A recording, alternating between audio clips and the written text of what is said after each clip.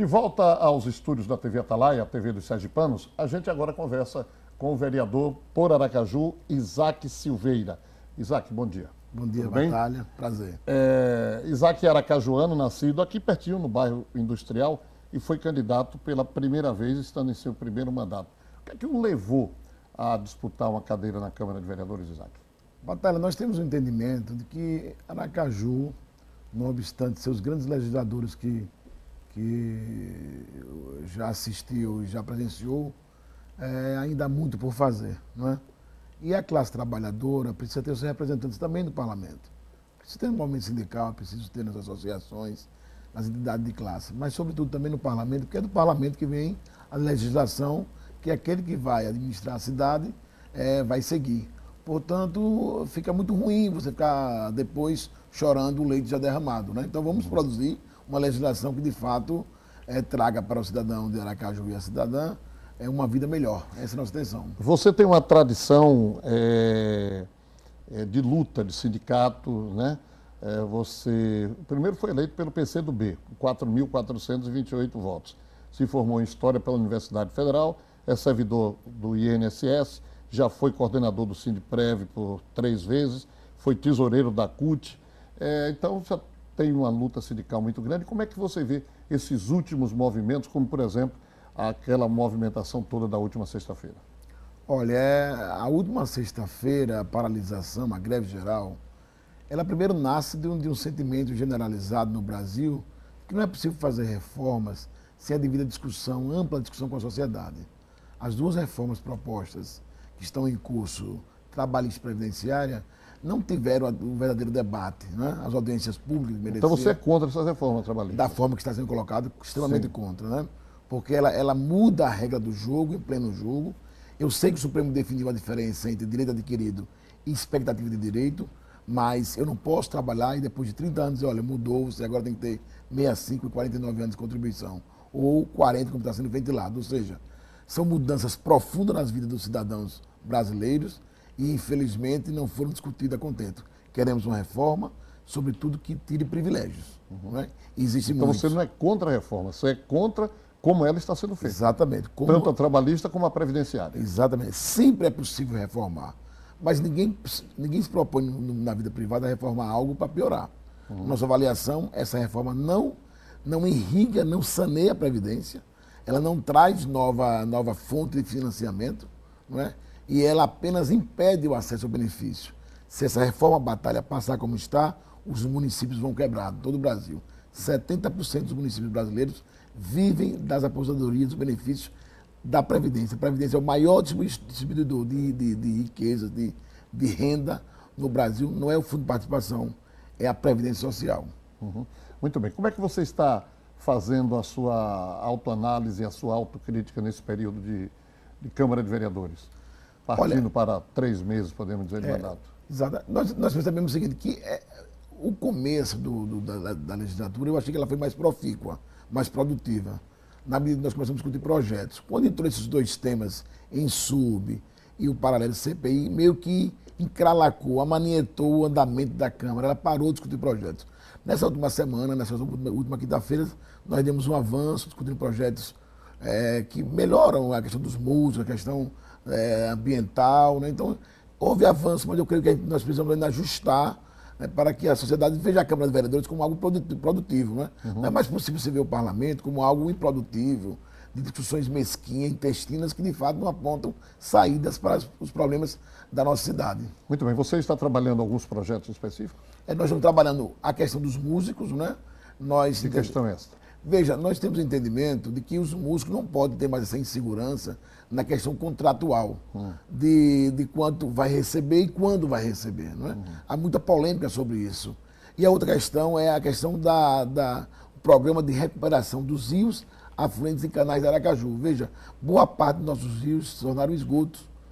E as pessoas veem aquilo ali como, por exemplo, as 4 Bocas. Você lembra das 4 Bocas? Sim. Um rio belíssimo.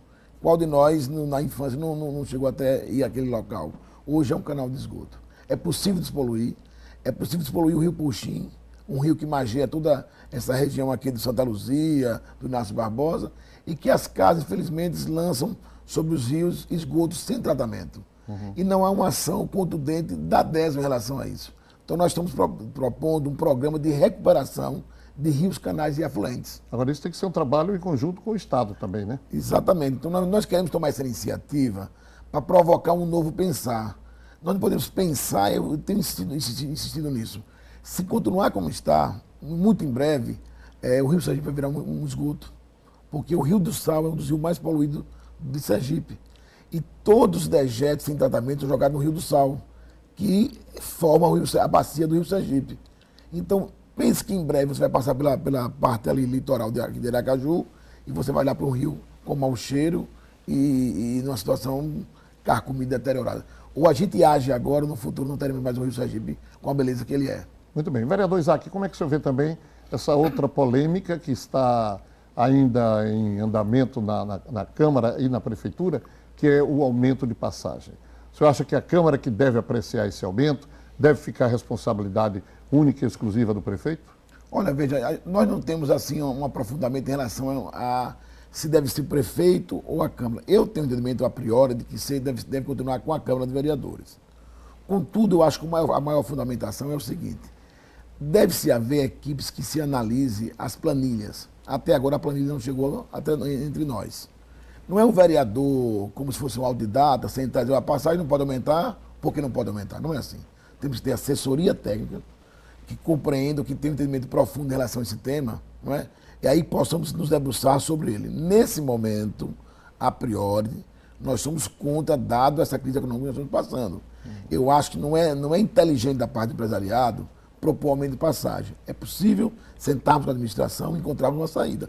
Qual seria a saída? Então vamos dizer a priori, qual seria a saída? Discutir redução de imposto para as empresas, por exemplo.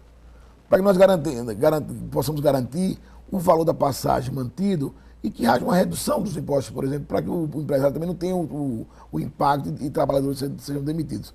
A economia é uma cadeia, você sabe bem disso. Verdade. Quando você quebra uma parte da cadeia, outros podem ser prejudicados. Isso. Então a ideia é discutir e aprofundar essas questões. Uhum.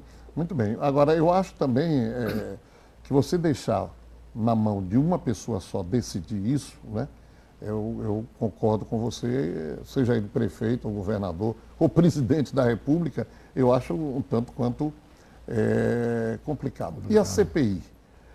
Parece mais a festa da Xuxa, do estica e puxa. Exatamente. Vai CPI, não vai CPI, justiça autoriza, desautoriza. Qual é a análise que você faz, Isaac? Qual o problema da CPI?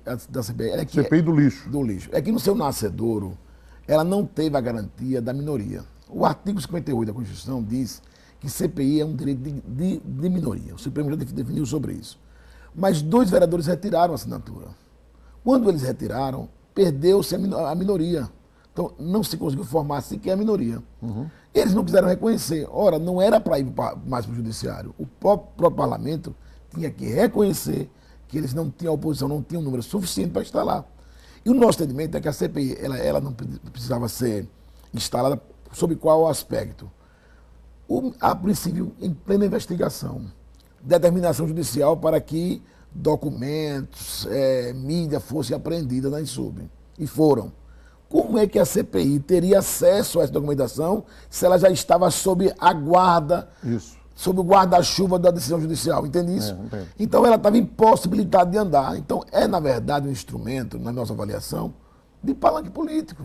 Eu concordo com você em gênero, número e grau, porque qual é o caminho final de uma CPI?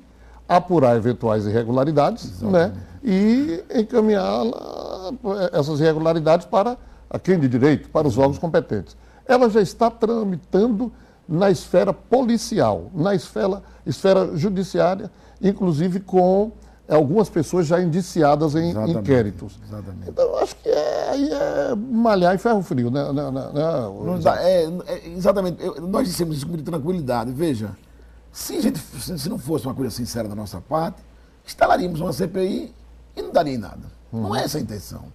Há uma investigação profunda em curso. A Deltab, ela reuniu um conjunto de trabalhadores, delegados e assessores substancial. Então, já estava bem encaminhado, já está bem encaminhado. O que nós estamos dizendo são 2 coisas.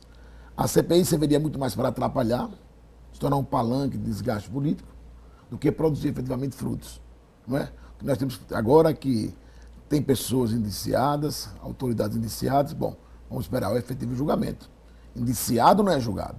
Isso. Indiciado é alguém que está sendo investigado, portanto vai passar agora pelo crivo da justiça. Polícia Civil não é Justiça Federal, não é judiciário. Então precisa diferenciar as coisas, sob pena de a gente tratar um indiciado como criminoso. É verdade. Nosso povo carece de muita informação e às vezes não se consegue passar as informações devidas. Eu já disse aqui em outras ocasiões que eu acho muito perigoso você jogar a público o nome de uma determinada pessoa que está sob investigação. E depois não se comprova nada sobre essa pessoa, e aí quem, por exemplo, assistiu o programa de hoje, não assiste o de amanhã, quem lê o jornal de hoje, não lê o de amanhã. Exatamente. E aí a pessoa já está, principalmente em uma cidade pequena, um estado pequeno, como é Sergipe, e a cidade como é Aracaju. Fica um tanto complicada, né? Verdade. Agora, mesmo você sendo do PCdoB, Isaac, qual é a análise que você faz da gestão de Edivaldo Nogueira nesses 4 meses? Olha, nós fazemos uma análise que é um período muito conturbado na história do Brasil e, obviamente, também em Aracaju. Economia em recessão, a prefeitura com alto grau de endividamento, né? E Edivaldo tinha que equacionar, pagar as dívidas e também atualizar salário. Parte mais imediata. Com dificuldade, com contradições, mas conseguiu avançar, efetivamente. Porque nem sempre aquilo que nós pensamos é possível ser posto em prática de forma plena, não é? Mas eu creio que foi muito importante Edivaldo ter conseguido fazer o pagamento do salário atrasado. Salário e alimento. Alimento não pode atrasar. A fome não espera. Então, era um mais emergencial. Então, a última sexta-feira foi anunciado, então, o pagamento do salário de todos os servidores em dia. É o terceiro mês, segundo mês que isso acontece. Implica dizer que essa parte nós já avançamos. Agora temos que ir para a parte estrutural. Cuidar das ruas, cuidar das praças, cuidar da vida mais próxima do cidadão, que poder ir a uma escola e no seu trajeto ter um transporte público de qualidade. Então, eu acho que vamos entrar nessa nova fase. Já conseguimos reformar a escola do 17 de março e outras obras já estão em curso. Então, mesmo com a dificuldade financeira do momento, eu creio que a gestão do Edivaldo ela avançou bem, apontou bem para uma boa gestão. Muito bem, Isaac, eu quero agradecer a sua presença aqui nesse feriado de 1º de maio. Eu quero, inclusive, aqui parabenizar todos os trabalhadores, que todos curtam este dia de feriado aí e dizer que aqui as câmeras da TV Atalaia é sempre à sua disposição. Okay? Muito obrigado, Batalha. Quero dizer para você que é um prazer imenso e desejar a todos os trabalhadores, no Dia Internacional do Trabalho, que nós nos mantenhamos assim, convictos de que somente a luta muda a vida. Um abraço. Um abraço também. Bom, e com o fim dessa entrevista com o vereador Isaac Silveira, eu encerro a edição de hoje do TV Atalaia Entrevista. Fiquem agora com o Balanço Geral amanhã, com Fábio Henrique. Eu volto amanhã com mais entrevistas. Até lá.